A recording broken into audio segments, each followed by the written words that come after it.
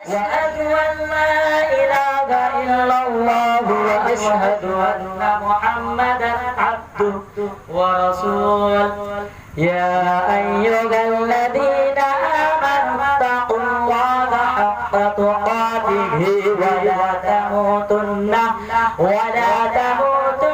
إلا وأنتم مسلمون يا أيها الناس اتقوا ربكم الذي خلقكم من نفس واحدة وخلق منها زوجها وبث منهما رجالا كثيرا ونساء واتقوا الله الذي تساءلون به والأرحام إن الله كان عليكم رقيبا يا أيها الذين آمنوا وقولوا قولا سديدا يصلح لكم أعمالكم ويغفر لكم ذنوبكم ومن يطع الله ورسوله فقد فاز فوزا عظيما أما بعد فإن خير الحديث كتاب الله وخير الهدي هدي محمد صلى الله عليه وسلم وشر الأمور محدثاتها وكل محدثة بدعة وكل بدعة ضلالة وكل ضلالة في النار أعوذ بالله من الشيطان الرجيم بسم الله الرحمن الرحيم وقل للمؤمنين يغضوا من أبصارهم ويحفظوا فروجهم سب سے پہلو پہل اس وحدہ لا شریک کی تعریف و توصیف کبریائی ابرائی حمد و ثنا اور ستائش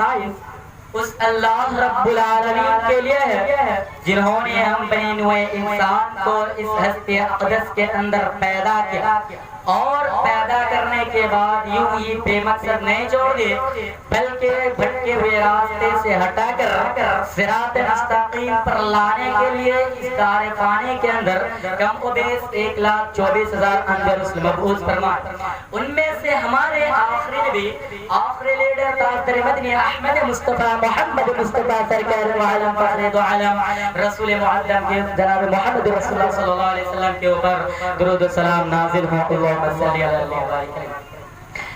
میرے سامنے بیٹھے ہوئے گاؤں کے لہلاتے ہوئے چمکتے ہوئے عزیز ساتھیوں اور میرے سامنے پردہ نشین میری پیاری ماؤں اور بہنوں میں آج ان عورتوں کے متعلق اور کچھ باتیں آپ حضرات کے سامنے رکھوں گا عورت گھر سے جب بھی باہر نکلیں تو کیا کرے پردے کے ساتھ نکلیں پردہ کہتے کسی چیز سے کیا اور پردہ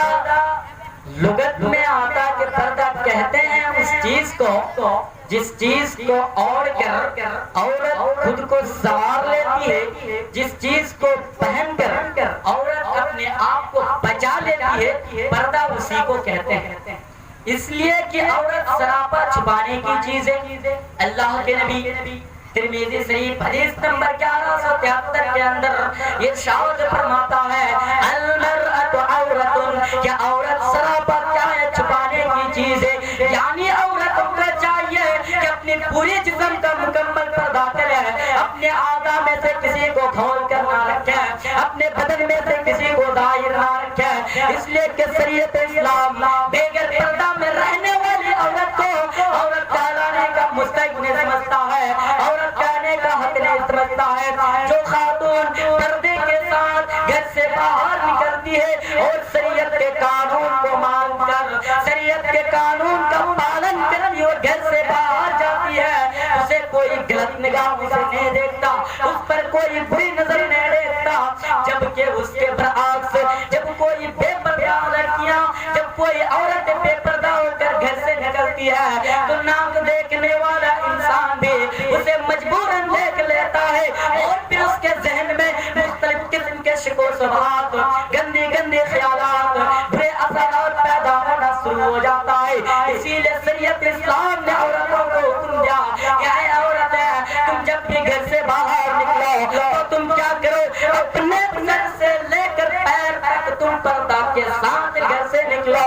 بغیر پردہ کے گھر سے مت نکلنا۔ عورت کے لیے پردہ کیا ہے؟ یہ ایک ذریعہ حفاظت ہے۔ عورت کے لیے پردہ ایک شرافت اور عزت کی نشانی ہے۔ آپ دیکھیے کہ جس طرح خانہ کعبہ کو پردہ پہنایا جاتا ہے، کیوں پہنایا جاتا ہے؟ اس لیے کہ خانہ کعبہ کی تعظیم کا مظہر ہے۔ ایک اسی طرح شریعت اسلام نے یہ حکم دیا، شریعت اسلام نے عورتوں کو یہ حکم دیا کہ تم پردہ کے اندر رہو، اس سے تمہاری عزت کی نشانی ہوگی، اس سے تمہاری شرافت کی پہچان ہوگی۔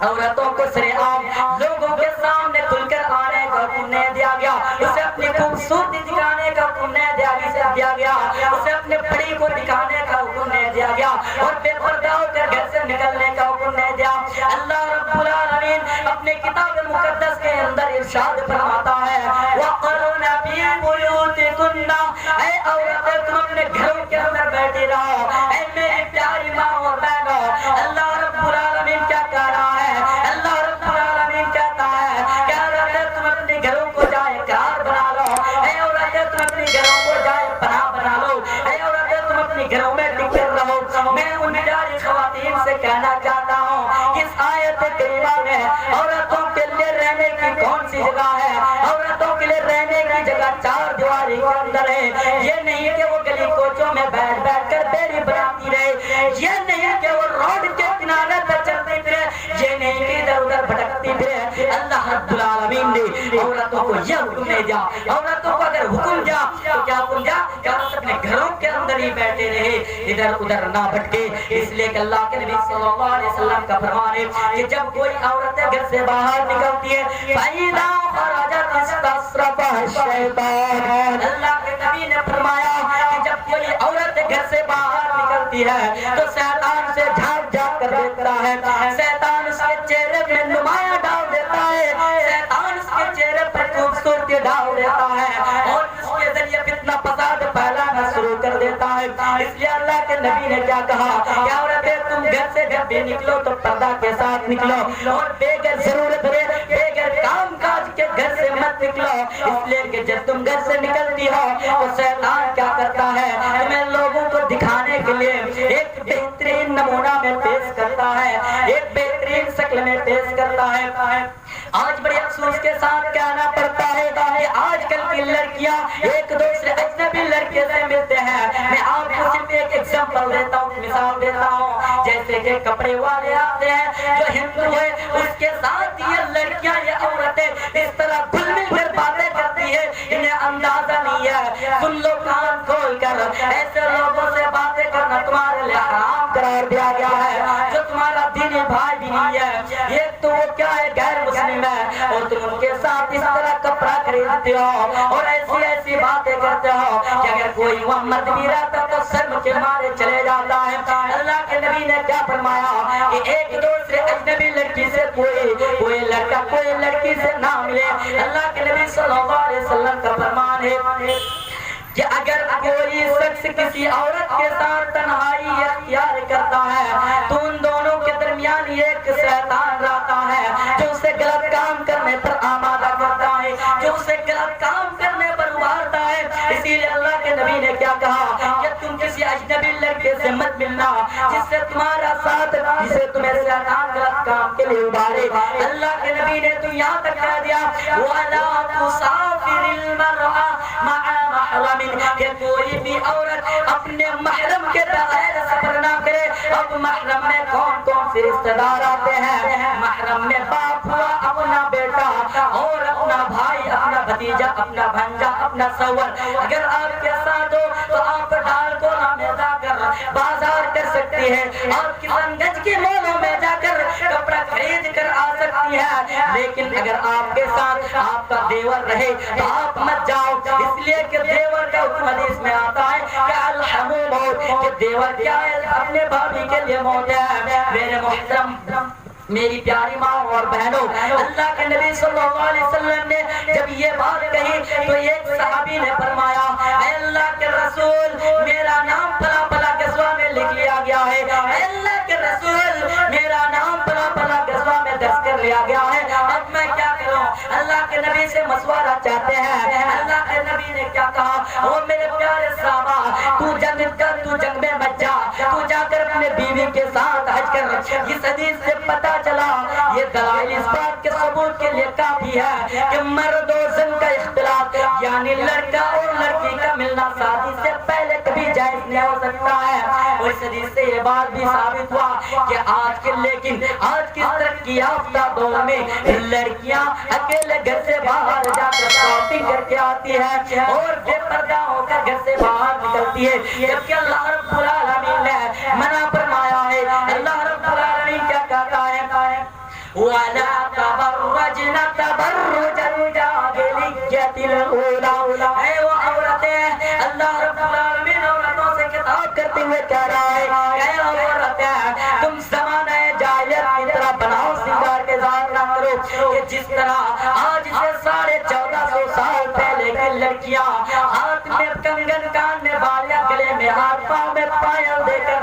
راستے میں نکل جاتے تھے اور لوگوں کو اپنے طرف مائل کرتے تھے، لوگوں کو برائی کی طرف دعوت دیتے تھے، تو وہ عورتیں، تم اس زمانے کی عورتوں کی طرح مت ہونا۔ اللہ رب العالمین نے اس سے منع فرمایا ہے۔ اور میری پیاری ماؤں اور بہنوں، کیا آپ کو اس کا اندیشہ ہے کہ اگر آج آپ بے پردہ ہو کر نکلتی ہے، آج عورتیں جس کی شادی ہو جاتی ہے وہ اپنے شوہر کا بھی کہا نہیں مانتا۔ سنو، اللہ کے نبی صلی اللہ علیہ وسلم ایک مرتبہ سورج میں گرہن لگ گیا، اللہ کے نبی نماز خشوع پڑھا رہے تھے، اللہ کے نبی اتنے میں نماز کے دوران ایک مرتبہ آگے گئے اور ایک مرتبہ پیچھے آئے۔ جب اللہ کے نبی نے حرکت کی کہ نماز کی حالت میں ایک مرتبہ آگے اور ایک مرتبہ پیچھے، تو اللہ کے نبی جب نماز سے فارغ ہوئے تو صحابہ کرام نے اللہ کے نبی سے پوچھا، اللہ کے رسول،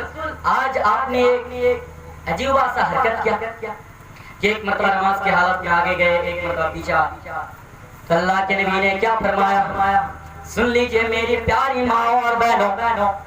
اللہ کے نبی نے فرمایا اپنے پیارے صحابہ سے کہ جب میں نے آگے گیا تو میں نے جنت کو دیکھا، اور جب میں نے جنت کو دیکھا تو جنت میں نے انگور کا گچھا دیکھا، انگور کا تھوکا دیکھا، تو میں نے سوچا کہ انگور کا ایک گچھا لے لو۔ تو اللہ کے نبی نے کیا فرمایا کہ میں نے انگور کا گچھا اس لیے نہیں لیا کہ اگر میں اس کو لے لیتا تو میری امت اس کو زندگی بھر کھاتے پھر بھی وہ ختم نہیں ہوتا، اس لیے میں نے نہیں لیا۔ پھر صحابہ کرام نے پوچھا کہ اے وہ پیارے نبی، جب آپ پیچھے آئے تو آپ نے کون سی چیز دیکھی تھی؟ تو اللہ کے نبی نے فرمایا کہ جب میں نے پیچھے کو آیا تو میں نے کیا دیکھا؟ میں نے جہنم کو دیکھا، میں نے جہنم کی بھیانک سے پیچھے آ گیا، اور جب میں نے جہنم کو دیکھا تو جہنم میں سب سے زیادہ عورتوں کی تعداد ہے۔ اللہ کے نبی سے صحابہ نے پوچھا کہ اللہ کے رسول، جہنم میں عورتوں کی تعداد کیوں ہے؟ اکثر جہنم میں عورتیں کیوں جاتی ہے؟ اللہ کے رسول نے فرمایا اس لیے کہ سب سے پہلی غلطی، سب سے بڑی غلطی تو یہ ہے کہ وہ اپنے شوہروں کا بات نہیں مانتا ہے، وہ اپنی استری کی بات مان کر نہیں چلتا ہے، اسی وجہ سے وہ جہنم میں جاتی ہے۔ دوسری وجہ اللہ کے نبی نے یہ بتایا کہ عورتیں بے پردہ ہو کر گھروں سے نکالتی ہے، اس لیے اللہ کے نبی نے کہا کہ عورتیں اکثر جہنم میں ہیں۔ اسی طرح اللہ کے نبی ایک دوسرے حدیث کے اندر ارشاد فرماتا ہے کہ میں نے جنت کا نظارہ کیا، جب میں معراج میں گیا تھا تو میں نے جنت میں سب سے زیادہ فقیروں کی تعداد دیکھی، اور جب میں نے جہنم میں گیا اور جہنم کا نظارہ کیا تو میں نے سب سے زیادہ جہنم میں عورتوں کی تعداد دیکھی۔ میری پیاری ماں اور بہنوں، میں آپ کو یہ پیغام دینا چاہتا ہوں کہ آپ کو ایک عورت ہو، آپ کے لیے رہنے کی جگہ چار دیواری کے اندر ہے، یعنی کہ گھر کے اندر ہے، یہ نہیں کہ آپ ادھر ادھر بھٹکتی رہے، ادھر ادھر چلتی پھرے۔ اللہ کے نبی نے بھی منع فرمایا، اللہ رب العالمین نے اپنے کتاب مقدس میں اعلان کیا کہ عورتیں اپنے گھروں کے اندر ہی بیٹھے رہے۔ میری محترمہ ماں اور بہنوں، یہ سے میں اپنی باتوں کو ختم کرتا ہوں۔ وآخر دعوانا الحمدللہ رب العالمین۔ اللہ رب العالمین سے دعا ہوں کہ اے بار الہ، تو ہم تمام مسلمان مومنہ عورت کے دل میں تو پردہ کرنے کی جذبہ ایثار ڈال دے۔ السلام علیکم ورحمۃ اللہ وبرکاتہ۔